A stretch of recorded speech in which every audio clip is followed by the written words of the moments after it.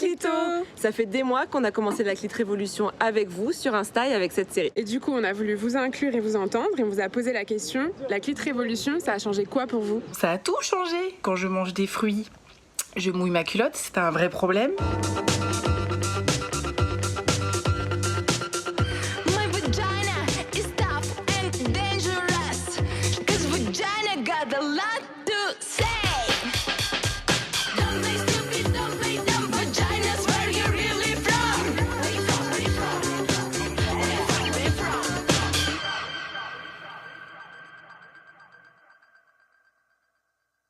La Clit Révolution pour moi ça a été un espèce d'énorme déclic. Déjà j'ai vu comment des filles de plein d'âges, plein de milieux pouvaient agir pour défendre la base, leurs droits. Maintenant j'ai plus honte de dire ce que je pense, j'ai plus honte d'arriver dans mon lycée catho et dire bah quoi. C'est mes seins, c'est mon vagin, c'est voilà, bah laissez-moi tranquille, c'est bon. J'ai le droit d'être féministe, j'ai le droit de dire qu'on devrait avoir plus de planning familial.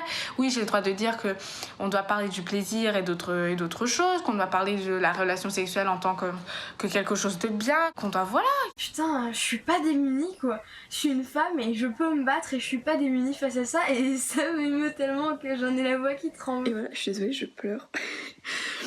Et du coup, merci à vous, c'est énorme ce que vous avez fait. Et même moi, genre, vous avez vraiment réussi à libérer un côté féministe que j'avais peur de vraiment montrer, que je cachais un petit peu. Ça a complètement désacralisé le sexe pour moi. Et si on n'avait jamais eu ces conversations dans le passé avec mes amis, je pense que c'était en partie parce qu'on n'était pas à l'aise pour en parler. Je vois pas pourquoi moi j'assumerais pas aussi de me masturber, de regarder du porno. C'était vraiment une petite révolution pour moi. Ça m'a rendue plus forte et plus confiante pour appréhender la vie et pour me positionner en tant que femme dans la société. Malheureusement, il y a encore beaucoup de choses à faire pour tendre vers un monde qui soit plus sain, plus égal, plus aimant, plus respectueux, mais qu'ensemble on est plus fort. Vous me donnez la fierté d'être une femme, l'envie de me revendiquer 100% moi-même, de m'accepter. Tadam! Ça veut bien s'ouvrir. Clit Révolution! Bisous! La génération qui vient, en fait, vous êtes des killeuses. Vous êtes des putains de killeuses. Et on voit qu'il y a vraiment qu'il y a vraiment eu un impact et on est hyper fiers de ça. Et on est hyper fiers de voir qu'il y a plein de meufs qui se sont lancées dans l'activisme. Ce qui donne vraiment énormément d'espoir et de force, c'est de voir qu'il y a un vrai mouvement qui est en train de se mettre en place, de voir tous ces messages qu'on a reçus. Vous avez 14-15 ans et vous avez une conscience politique, féministe, concernant votre corps et votre sexualité qui est ultra avancée. Enfin moi, à 14 ans, j'étais hyper occupée à plaire aux mecs de ma classe et à cacher mes fesses derrière un gros pull. Donc de voir qu'il y a une conscience politique des femmes et des jeunes femmes qui se met en place, mais putain, mais c'est le bonheur quoi. On s'est dit qu'il était temps de passer aux vraies actions dans la vraie vie. Donc on vous a donné rendez-vous à l'Espace des femmes pour vous rencontrer. C'est un lieu qui a été monté par des féministes du MLF, du Mouvement de Libération des Femmes. Ça va être 2 voire 3 générations de féministes qui se rencontrent ce soir. Voilà, j'espère que ça donnera des idées et des envies à d'autres. Allez! Quand vous m'avez appris qu'en fait c'était ça mon clitoris, j'ai paniqué. Je me dis mais pourquoi je suis pas au courant? C'est dingue qu'on ait pas ça dans les livres d'SVT et je comprends pas. Et ça me met en colère, vraiment, je comprends pas. Je dis mais pourquoi ça vous dérange de faire juste un petit carré en expliquant ça c'est le clitoris en fait? Évidemment qu'on peut pas s'exprimer parce qu'on sait même pas comment est fait notre corps et à quoi ça ressemble. Et juste ça, de pouvoir le nommer, de dire aussi les bons mots. Je sais que moi je fais vachement attention parfois, même mes copines me disent le vagin. Je dis bah non en fait c'est pas le vagin, tu parles de la vulve, je parle pas du vagin. Donc la vulve, comment est dessiné le clitoris, etc. Ça c'est super important pour pouvoir s'exprimer et de dire ok c'est comme ça, donc j'ai des mots, j'ai des représentations et je vais pouvoir expliquer ce que j'aime. Découvrir son corps, voilà, c'est déjà, c'est ça la première, enfin à mon sens, la première liberté. Se libérer et pouvoir exprimer sa jouissance, c'est aussi la questionner, cette jouissance. Là où elle est prise ou pas prise, là où elle est vraiment dans une liberté ou pas dans une liberté, ça c'est aussi un travail qu'on a, qui est très important, il me semble. Je me suis rendu compte que j'avais jamais osé me toucher parce que je me disais ah non, mais je suis toute seule dans ma chambre, ça me mettait mal à l'aise. Et j'ai passé j'ai fait une grande relation avec un garçon qui était ado, qui aimait le porno. Et je crois que j'ai passé 2-3 ans à me dire ça me fait mal. Mais c'est comme ça, si ça se trouve, c'est moi qui suis trop bloquée. Enfin, j'avais pas les réponses que je voulais.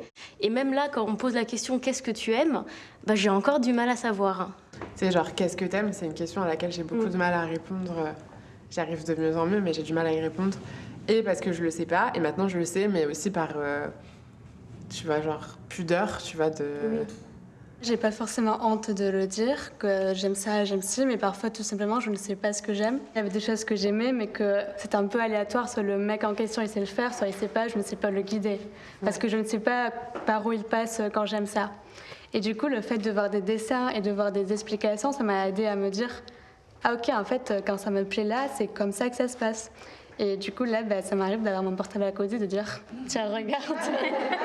Je pensais que j'étais vraiment une libérée sexuellement parlant.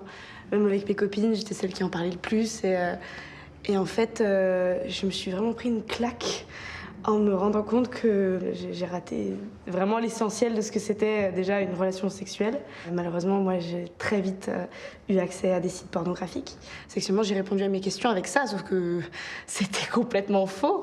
Et en plus, du coup, dans mes relations sexuelles, les hommes étaient très contents parce qu'ils avaient un objet, enfin quelque chose de formaté pour leur plaisir. Donc quand la cage s'est levée, ça a été un vrai choc. Mais je me suis rendu compte aussi que du coup j'avais la chance de pouvoir tout changer ça en fait, que c'était pas définitif et que je pouvais, je pouvais changer quoi. Et donc ça a été extrêmement libérateur. Et je me suis rendu compte aussi que j'étais très en colère. Et du coup, t'as changé ta manière de vivre ta sexualité? Ah, complètement. Je suis beaucoup plus exigeante envers moi-même par rapport aux hommes. C'est-à-dire si j'aime pas un truc, je me force à le dire. Je dis bah non, j'aime pas en fait. En mai 68, une fille qui ne couchait pas avec n'importe quel type qui voulait le faire, elle était traitée de petite bourgeoise. C'est-à-dire qu'il y avait une prescription à coucher avec tout le monde et n'importe qui était absolument terrible. Il a fallu prendre conscience qu'on avait nos propres désirs ou nos propres non-désirs. J'ai l'impression qu'il y a un déclic qui s'est opéré de compréhension générale sur le fait que ce qui traversait nos corps dans tous les sens du terme était intimement lié à ce qu'on était en tant qu'individu et politiquement. C'est là que ça commence, au fait. Même que ce soit tout seul ou avec un homme, si dans l'intimité on n'arrive pas à soit s'exprimer ou à être écouté, comment on peut être écouté ensuite en sortant de nos maisons ou en allant dans la rue quoi. Donc, Ça, pour le coup, c'est une vraie responsabilité collective, en fait, que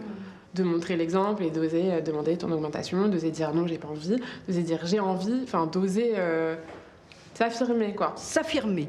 C'est-à-dire pas simplement dire voilà, je suis victime, je fais ceci, cela, mais s'affirmer, c'est-à-dire comprendre toute la force que chacune a, c'est-à-dire d'envisager la lutte, je veux dire, du côté effectivement de positif, c'est-à-dire la force qu'on peut avoir, la solidarité qu'on peut exprimer, je ne sais pas, des sentiments qui sont très importants. Bon, du coup, pour finir sur une note positive, tu veux faire l'annonce? Donc on a eu l'idée de faire un collage dans les rues de Paris, tout ensemble, enfin celles qui veulent venir. S'emparer de l'espace public d'une manière ou d'une autre, c'est quelque chose d'important. On avait envie de faire quelque chose avec vous toutes. Donc voilà, on s'est dit que coller des affiches, c'était un bon truc. Donc voilà.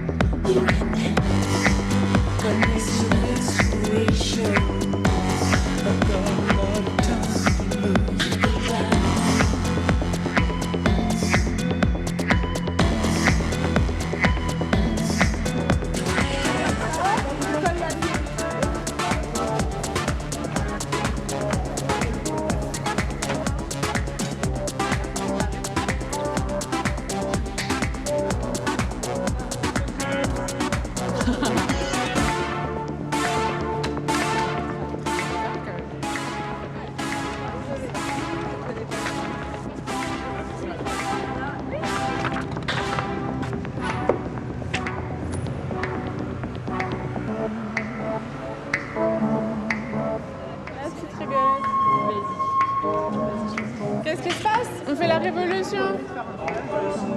Bah ouais, encore.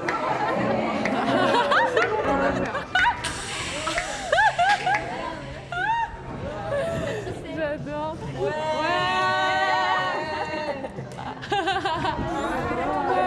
Ça va super.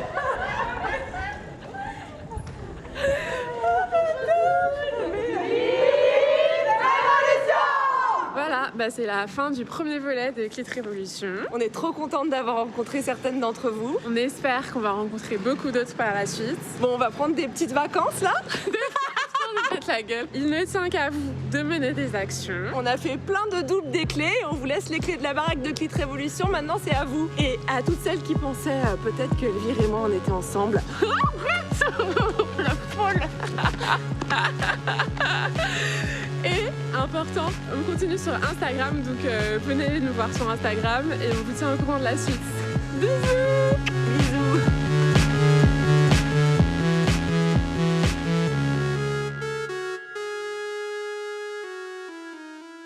Ok, je pleure plus.